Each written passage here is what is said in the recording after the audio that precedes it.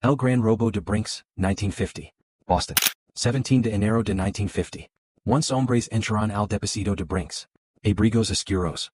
Gorras de chofer. Mascaras de Halloween de goma. Cada uno lavaba un revolver calibre .38. Cinco empleados fueron atados y amortizados. Los ladrones se movieron con precisión militar. Sin ruido. Sin errors. En 20 minutos desaparecieron $7 millions. Eso equivale a 36 millions hoy. La banda no dio pistas. Guantes. Autos de escape desmantelados. Nada que la policía pudiera seguir. La prensa lo llamó el crimen del siglo. Durante 6 años, el FBI luchó. Cientos de sospechosos. Ninguna detención. El caso se enfrió. Pero la codicia rompió el silencio. El miembro de la banda Joseph O'Keefe quería su parte. Suplicó luego amenazó. Los demás contrataron a un sicario. O'Keefe fue bailado pero sobrevivió. En el hospital confesó. Le contó todo el FBI. Nombres. Plans. Secretos. En 1956, 8 hombres recibieron cadena perpetua. Otros décadas de prisión. Pero no se encontró todo el dinero. Más de $1 million desapareció para siempre. El robo de Brinks demostró una verdad. Incluso los crímenes perfectos se derrumban cuando la lealtad muere. El robo de Lufthansa, 1978. 11 de diciembre de 1978. Aeropuerto JFK de Nueva York. A las 3 de la mañana, 6 hombres se infiltraron en la terminal de carga de Lufthansa. No sonaron alarmas. No se disparó un solo tiro. Fueron directo a la bóveda. Dentro, dinero en efectivo traído desde Alemania Occidental.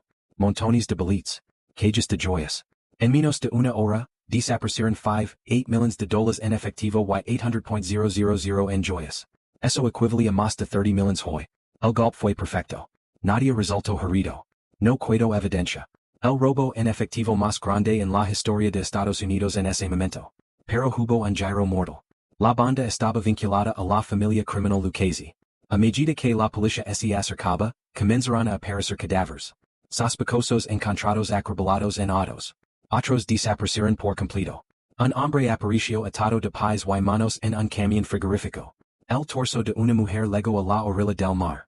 La mafia limpió la casa. Testigos silenciados. Rastros barridos. Al final no hubo condenas por el robo en sí. La mayor parte del dinero nunca reapareció. Y el verdadero cerebro. On ese debate. El robo de Lufthansa se volvió leyenda.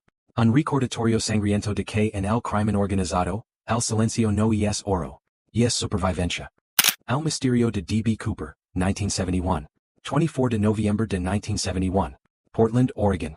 Un hombre que se hacía llamar Dan Cooper compró un billete de ida a Seattle. Traje oscuro. Corbata negra. Gafas de sol. Una vez en el air pidió un bourbon con soda. Luego entregó una nota a la azafata. Dentro, una amenaza. Tenía una bomba. Su exigencia, $200,000 en efectivo. 4 paracaídas. Un camión de combustible listo en Seattle. El FBI accedió. Los pasajeros fueron liberados sin daño. Solo quedaron 4 tripulantes.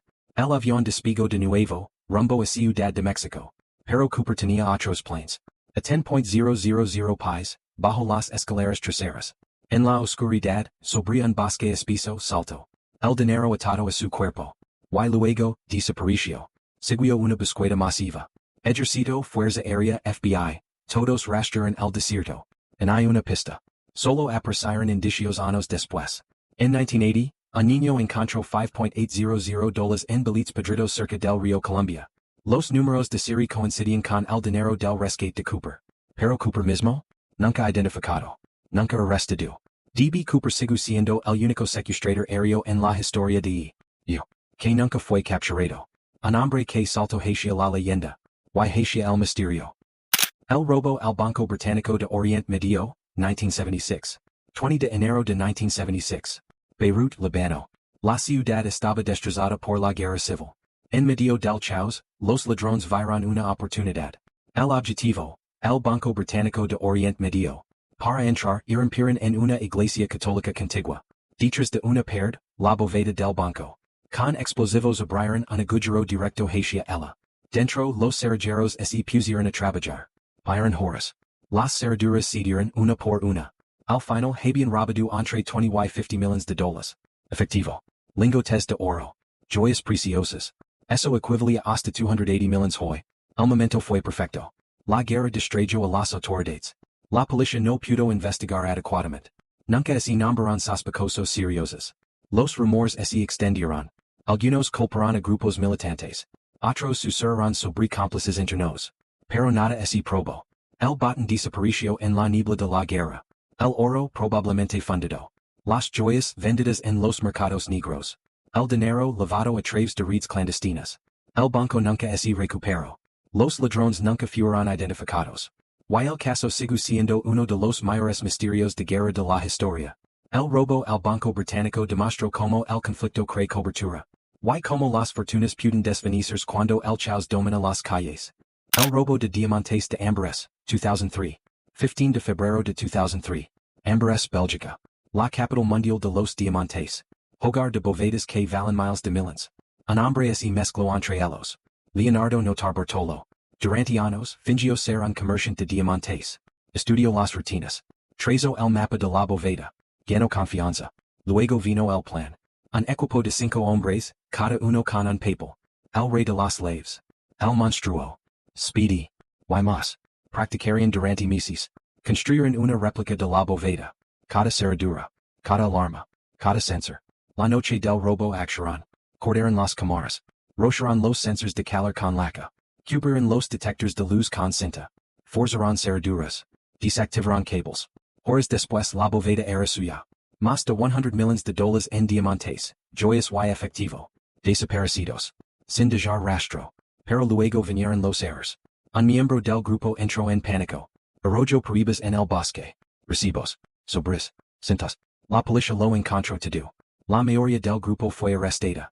Leonardo recibió 10 años. Los demás 5. Pero aquí está el misterio. Los diamantes? Nunca se recuperaron. El rey de las slaves desapareció con millions. El robo de Amberes sigue siendo el robo del siglo. Ejecución perfecta. Un error fatal. El robo del Museo Isabella Stewart Gardner, 1990. 18 de marzo de 1990. Boston, Massachusetts. Poco después de la medianoche. Dos hombres vestidos como policías llegaron al Museo Isabella Stewart Gardner. Afirmaban responder a una llamada por disturbios. Los guardias les permitieron entrar. Fue un error fatal. En cuestión de minutos los guardias fueron esposados. Con cinta adhesiva. Encerrados en el sótano. Los ladrones tenían el museo para ellos solos. Durante 81 minutos recorrieron las galerías. Cortaron Rembrandts de sus Marcos.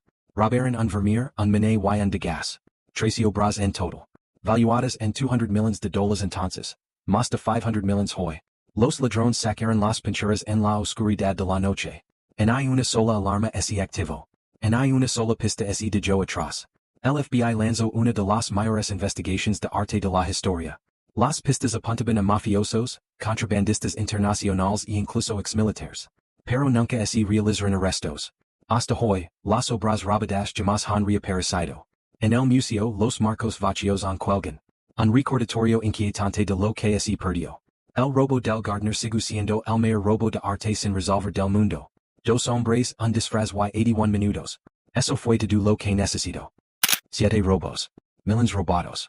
Arte, diamantes, oro, desaparecidos en la historia. Algunos sospechosos encarcelados. Otros silenciados. Pero gran parte del botín sigue desaparecida. Estos casos nos recuerdan una verdad. No importa suan perfecto si el plan, el misterio persiste. En algún lugar ocultos en bovedas o paredes, los tesoros esperan. Y el mundo aún se pregunta. ¿Los encontraremos algún día? Gracias por mirar. Sigo siendo curioso. Mantente salvo.